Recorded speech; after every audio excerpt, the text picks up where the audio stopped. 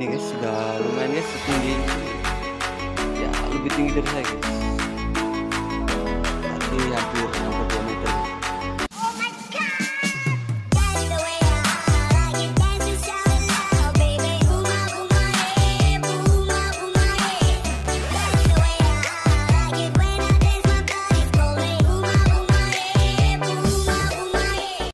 Halo, assalamualaikum warahmatullahi wabarakatuh. Selamat datang di Bang Cep. Hari ini kita bahas seputar pertanian guys ya. Nggak ada cerita aplikasi ini itu gitu ya. Nah, jadi karena saya hobi di bidang pertanian ini ya, jadi saya tanam cabai ya, cabai rawit. Jadi kemarin itu kalian bisa lihat ada gejala seperti ini gitu ya, di samping yang putih seperti ini. Nah, ini seperti virus Gemini ya, atau penyakit kuning lah gitu ya. Tapi sebenarnya sih bukan gitu. Kalau menurut saya pribadi ini bukan, sangat sebenarnya hampir sama dengan virus Gemini gitu loh. Tapi ada beberapa perbedaan gitu ya, yang seharusnya kita itu lebih teliti gitu loh, agar nggak salah ambil tindakan untuk membeli pestisida gitu loh. Nah, jadi kemarin itu kan, ini sempat parah sih, saya share juga di grup gitu ya. Gejalanya itu ada yang bilang ini itu segala macam. Jadi saya melakukan beberapa percobaan di beberapa tempat juga gitu, karena memang kan ada apa ya, hampir 90% seperti itu kondisinya. Itu terjadi sekitar 2 minggu yang lalu. Oke, kalian bisa lihat ini ya. Ini sudah lumayan, alhamdulillah ya, sudah bagus kembali. Karena memang waktu itu sungguh sangat parah guys. Ini masih mulai apa ya, pohon yang sebelahnya ini masih mulai pembentukan tunas baru ya gitu ya. Karena kan kalau virus Gemini dia ininya itu mana ya, saya tunjukkan. Ini di pucuk daun yang ini berwarna kuning. Kuningnya nggak seperti guys, dia lebih kuning ke arah kuning cerah, asli kuning ya. Ini kan kuning agak ke oren-orenan gitu loh. Nah, jadi kalau udah positif dia kuning cerah gitu loh, itu sudah pasti virus Gemini. Kalau kuning oren ini kemungkinan besar karena kekurangan kalsium gitu ya. Jadi kebetulan di awal itu saya tidak memakai dolomit, karena memang kalau cabai rawit yang model seperti ini, yang hijau ini, yang kalau di tempat kami ini saya bilang cabai rawit kampung lah, itu agak tahan. Jadi dolomit nggak terlalu apa kali gitu ya. Walaupun sebenarnya di setiap tanaman itu sangat dibutuhkan kalsium gitu loh. Nah, ditambah lagi kalau ada gejala keriting seperti ini memang ada tungaunya ya. Saya perhatikan memang ada tungau atau trip gitu ya. Tapi di cabai rawit ini, kalaupun dia terkena serangan trip atau tungau yang hijau ini ya, cabai rawit yang hijau ini khususnya, dia masih tahan untuk menghasilkan produksi gitu loh. Jadi saya hitung-hitung, daripada saya mengeluarkan banyak pestisida untuk mengatasi tungau ini yang sangat-sangat sulit sebenarnya gitu ya, dan beberapa obatnya pun cukup mahal gitu, jadi nggak terlalu saya utamakan untuk hama tripnya gitu ya. Nah, dari buah ini sendiri kalian bisa lihat ini. Nah, buah ini kalau dia kekurangan kalsiumnya dia kelihatan guys. Buahnya ini ada bercak coklat seperti busuk gitu ya.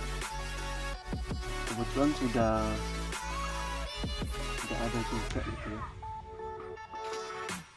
Kemarin cukup banyak juga yang seperti itu saya lihat kan.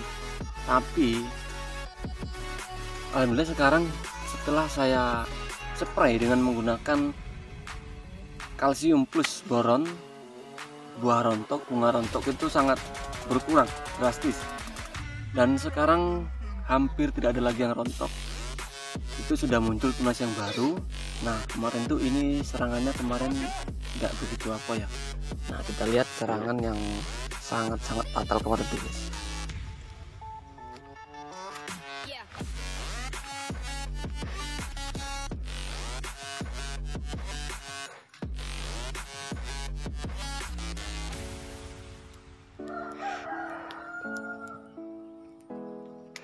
Nah ini guys, ini kemarin itu daunnya ini habis semua ya.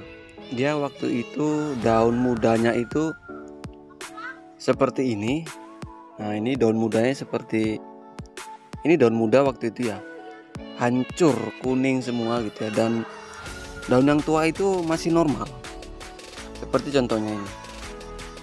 Nah dia masih hijau semua, masih banyak hijau gitu ya, dan perlahan itu mulai kuning, kemudian saya rontokkan semua, baru saya spray, yang tujuannya itu untuk memunculkan tunas baru guys. Nah seperti ini, tunas barunya sudah mulai muncul semua, dan di setiap tunasnya itu sudah mulai muncul bunganya ini. Nah ini sudah mulai muncul lagi bunganya. Nah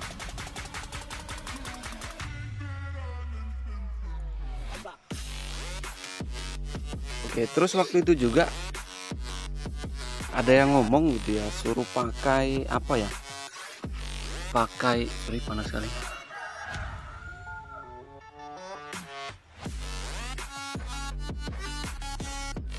Oke. Terus waktu itu juga ada yang ngomong gitu di grup kami, grup pecinta komunitas cabai gitu ya, suruh pakai garam dan NPK dicampur dikocok. Nah ini ada beberapa pokok gitu yang saya berikan percobaan, 1, 2. Ini enggak saya semprot kalsium ya, ini murni pakai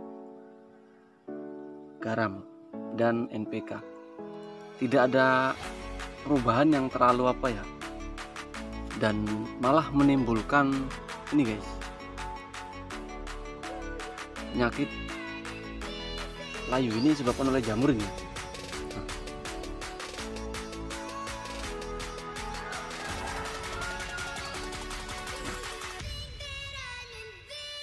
Kalau dia kekurangan kalsium, dia akan rentan terkena layu fusarium. Itu ada beberapa pokok yang sudah saya cabut, dia kena layu fusarium. Dan kalau yang ini, yang hitam seperti ini, nampak nggak guys?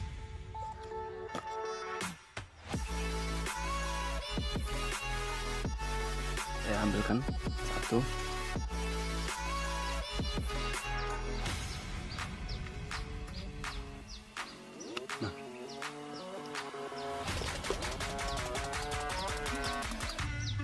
Nah ini guys, ini bercak hitam seperti ini sudah positif jamur. Ini disebabkan oleh bakteri, apa ya namanya, pokoknya ini disebabkan oleh bakteri gitu ya jamurnya.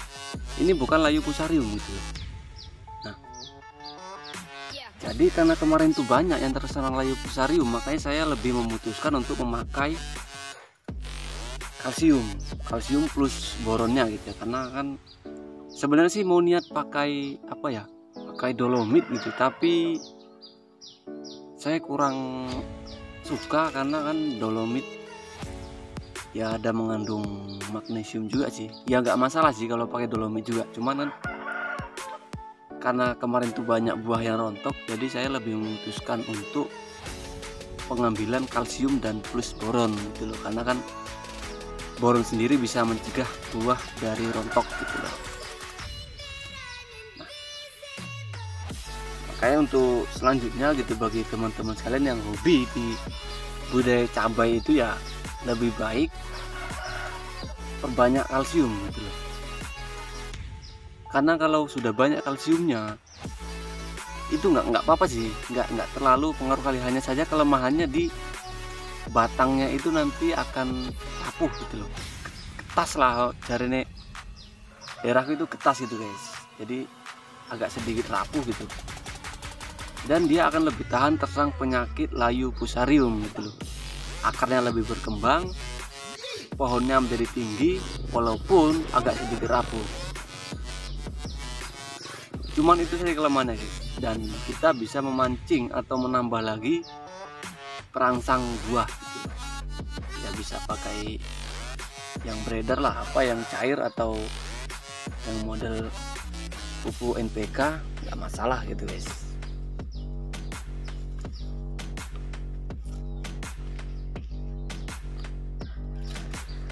Nah ini guys sudah lumayan guys, setinggi ya lebih tinggi dari saya guys.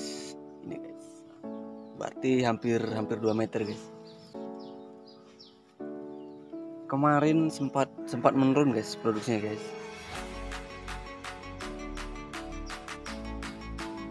Mungkin kalian tanya-tanya ya kan, itu keriting itu kenapa kok dibiarkan bang gitu, gitu. Sudah saya bilang guys, ini kalau dia cabai rawit gitu ya, dia kalau keriting itu masih tetap bisa produksi. Nah ini ada sedikit. Nah ini contoh bunganya nih.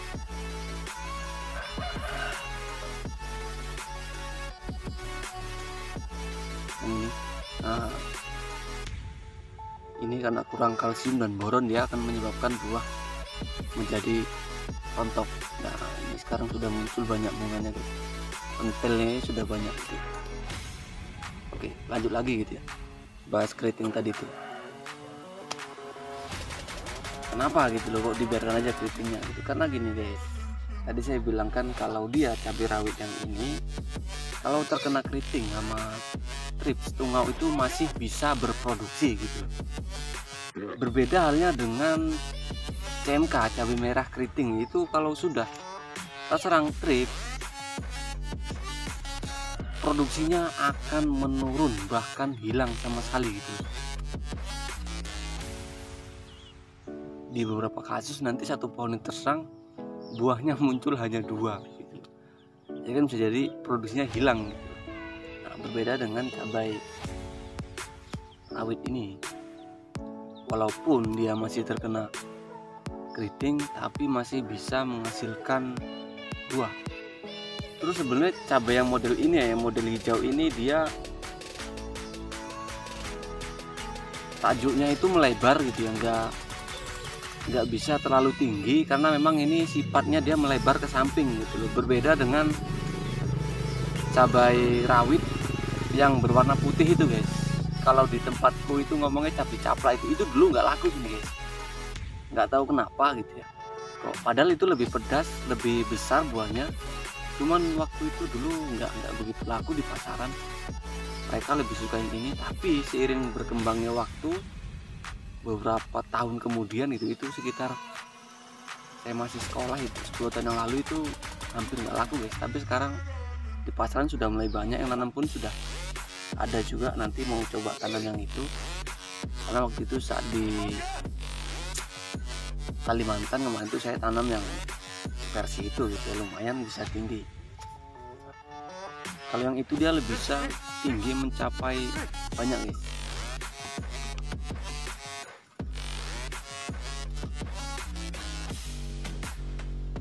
Ini contoh tanaman yang sudah saya cabut waktu itu kena layu fusarium ya.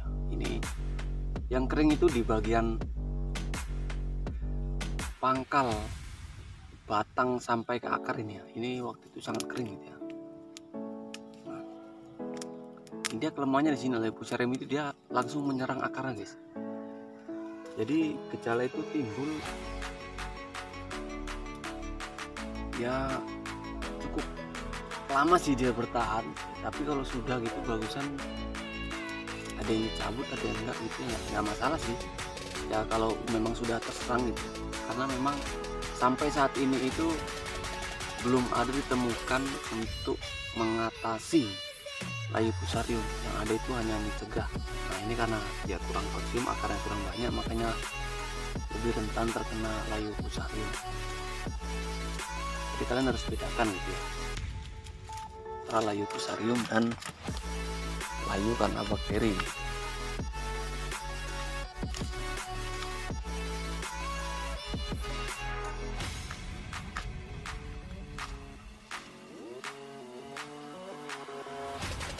Kemarin masih ada satu yang terkena layu fusarium guys. nanti saya carikan. Kebetulan ini jam 10. Kalau jam 10 gini nah ini hampir 2 meter. Kalau jam 10 dia mulai nampak guys yang kena layu pusarium itu ya.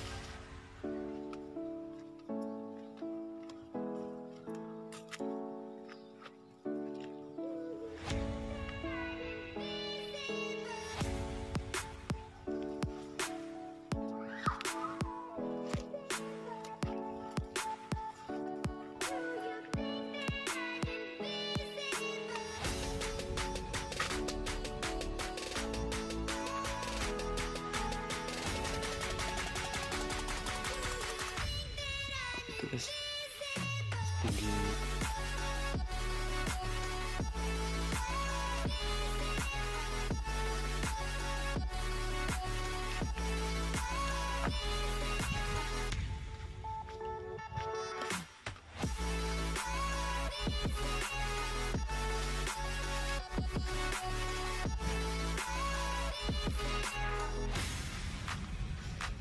saya nggak pakai mulsa guys,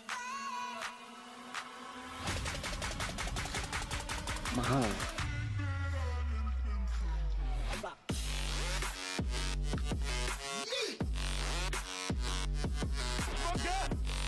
Ini sudah dicabut teman.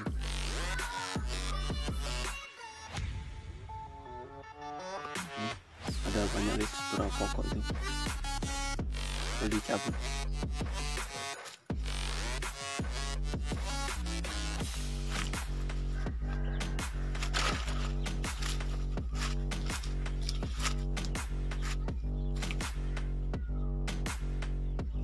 Nah, ini contoh satu pohon ini sudah jelas layu pusariumnya.